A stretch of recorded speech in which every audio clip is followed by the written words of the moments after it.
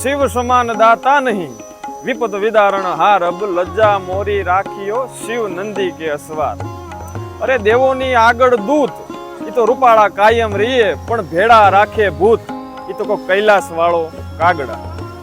આપણા હિન્દુ ધર્મની અંદર 3 મુખ્ય દેવતા, બ્રહ્મા, વિષ્ણુ અને મહેશ. મહેશ એટલે શિવ ભગવાન.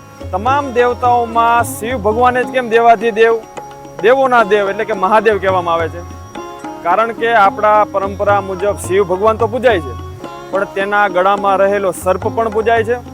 શિવ ભગવાન જેની પર અસવાર છે તે નંદી પણ પૂજાય છે. શિવ ભગવાનના પત્ની એટલે કે પાર્વતીજી એ પણ પૂજાય છે. પાર્વતીજી જેની પર અસવાર છે તે સિંહ પણ પૂજાય છે. શિવ અને પાર્વતીના પુત્ર એટલે કે ગણેશ અને કાર્તિક પણ પૂજાય છે. ગણેશની પત્ની એટલે કે રિદ્ધિ અને સિદ્ધિ પણ પૂજાય છે. અને તેના પુત્રો લાભ અને શુભ પણ પૂજાય છે.